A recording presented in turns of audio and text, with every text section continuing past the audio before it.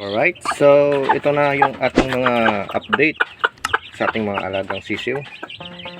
Yan, tingnan nyo mga kasards, ang lulusog ng ating mga alagang manok. So dito ko na sa lupa nilalagay yung kanilang mapatuka dahil dry feeding naman sila, no? At nalagyan lang natin doon sa dulo ng tubig. Yan, at ito na sila. So paunti-unti nang lumalaki yung ating mga alaga. Yan, kung nakikita nyo ay mga maliliksi naman at kita naman sa katawan ng ating mga alagang sisiw na malulusog. Basta at huwag na natin kalimutan na lagyan ng bitamina yung kanilang patubigan. Kahit hindi naman palagi, basta at huwag nang nating kaligtaan. Halimbawa mga once a week or twice a week, pwede na yan. Basta importante makatikim lang ng bitamina yung ating mga alagang sisiw. Yan. Yun. Yung ating mga alagang sisiw ay isa lang yung purong puti. Ay, hindi naman siya purong puti, may halo siya na kaunting itim. Yan, oh. Tapos yung iba parang pare-parehas lang yung kulay. Sana ay makapalabas to ng ng talisayin.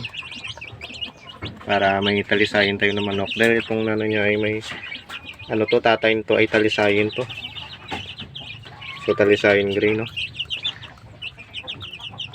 Yan.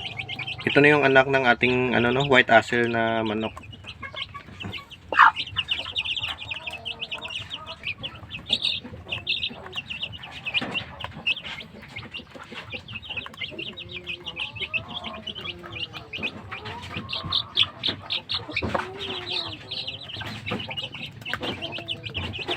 So sa pito sa kanila mga kasards ay wala pa ring bawas, no.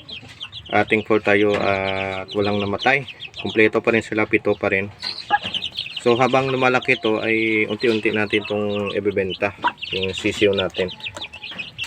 So sa ngayon ay alanganin pa to. At kailangan pa nito ng limlim ng ng nanay nila. Kailangan pa nito ng init ng katawan ng nanay nila. Kasi pag nilamig to ay may tendency na mamatay pa tong alagang sisiw natin. Wala kasi tayong hindi tayo naglalagay ng ilaw. Puro natural na pamaraan yung ginagamit natin, no. Yung lang, lilim lang ng nanay nila ay sapat na. At magastos din kasi sa kuryente pag naglagay tayo ng ilaw. At nagtatago sila sa likod ng nanay nila, no?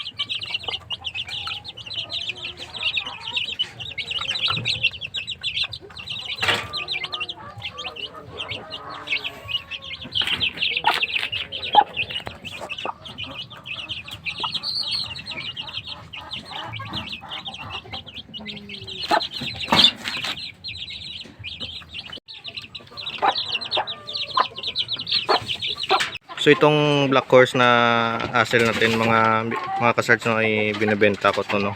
Kasama yung itong isa na lalaking manok natin. At pati ito mga kasards, yan. Binibenta ko rin to.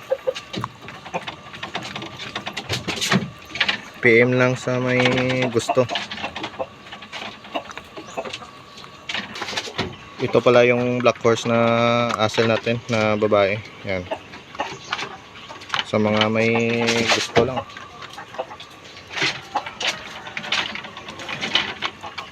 Ready to breed na to. Tsaka itong white asil natin, baka mataypan nyo rin. Tayo na lang mag-usap sa presyo nito, no, kung gusto nyong bilhin. Yan. Parang halos lahat to, benta ko na to lahat. So PM lang kayo.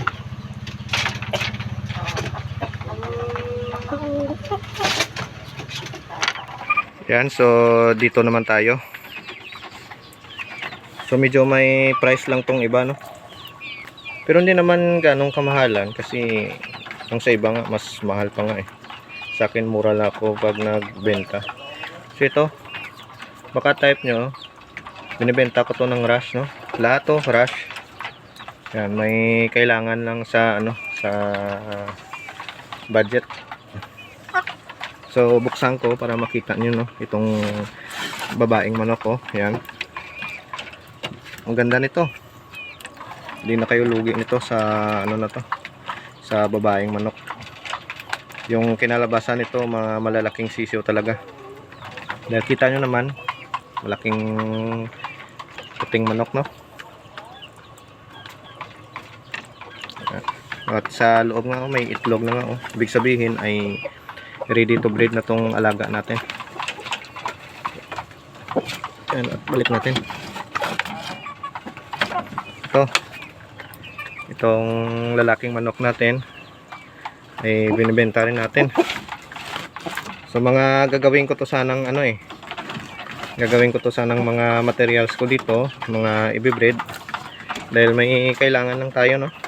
May importante lang tayong paggamitan ng ano, ng pera.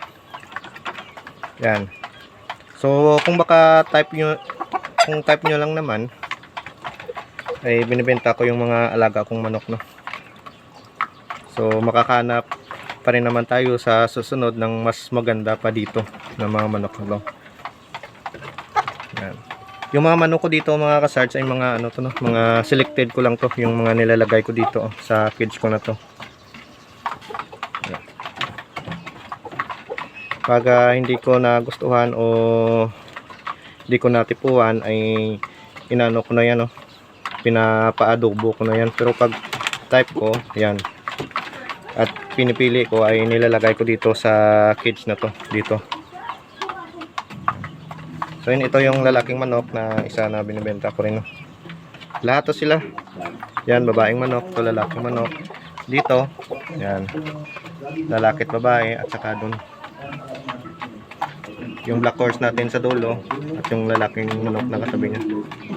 Alright, so magano lang tayo mga kasarts, mag PM na lang.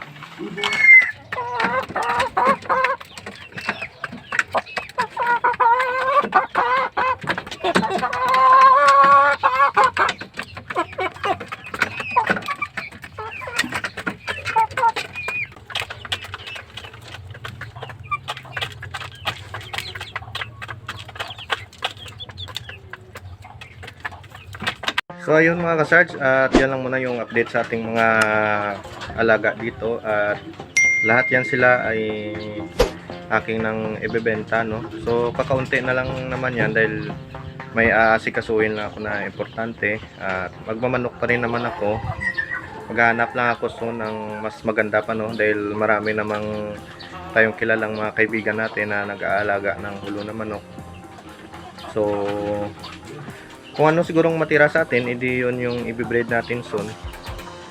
So titingnan na lang natin, at sana'y makahanap pa tayo sa mga kaibigan natin na mas maganda pa, mas malaki pa na manukan soon. So ayun mga sarge, maraming salamat po. Tuloy-tuloy pa rin yung pag-aalaga natin. At God bless po sa ating lahat. Mag-ingat po kayo palagi.